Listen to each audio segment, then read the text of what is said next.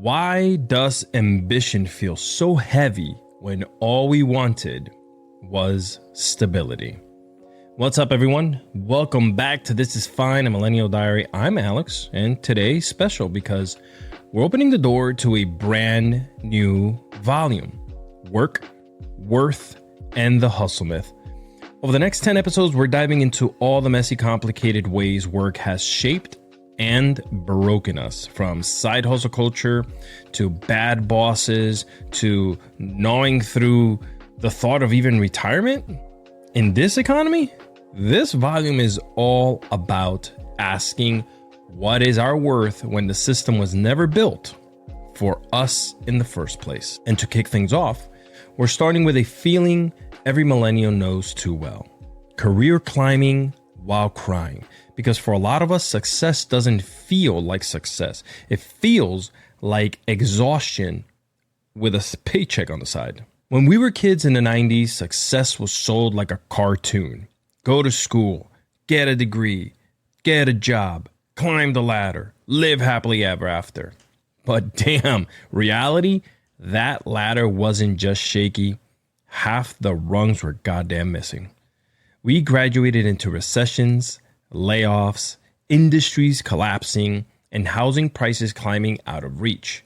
We took internships that paid in pizza or jobs that dangled experience instead of salaries. And the latter turned into an obstacle course, one that left us tired before we even got started. Look, we're going to be real with each other. How many of us have cried at work? Show of hands. In the bathroom, in the car, before walking in, or after a meeting that just crushed us. It's almost like crying became a millennial work ritual. We were told to leave emotions at home, but then ask to bring our whole selves to the office. So, which one is it? We smiled through burnout. We over-delivered for underpay. We convinced ourselves that grinding was proof of value, even when it was killing us inside. Then came what we know as the hustle culture. Remember those motivational posters in the early 2000s, or the YouTube gurus screaming, "Sleep is for the weak"? We swallowed it because we were desperate to catch up, to prove that we weren't lazy or entitled, like every headline said we were. And by the way, every headline still says we are. But hustle was a lie. It didn't guarantee wealth. It guaranteed complete burnout. It left us with side hustles on top of the day jobs, gig work on top of student debt, and still the dream of stability kept moving further away. Here's where the generational comparison really hits.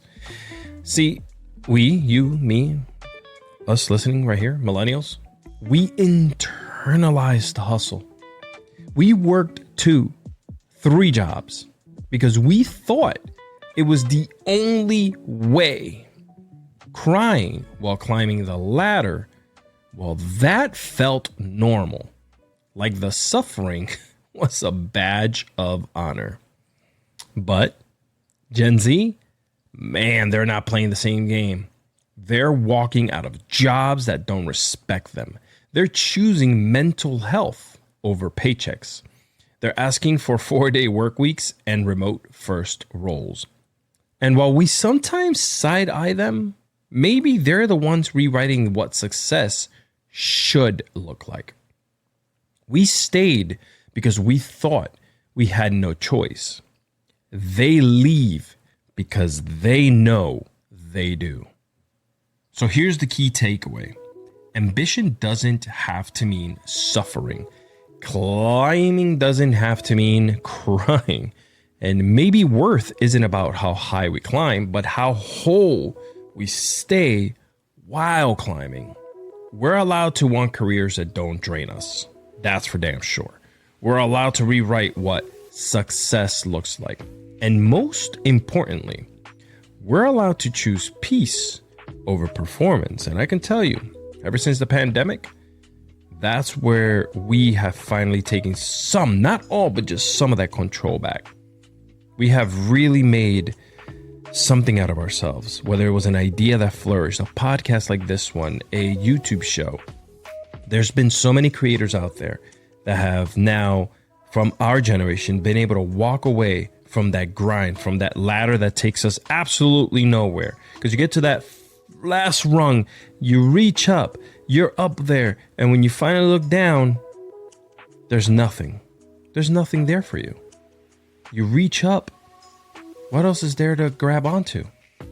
Nothing. So why not just make a name for yourself? Why not just push as hard as you can? Why not create something that's, I don't know, gonna make you happy, healthy. Those are two key words that you should always remember.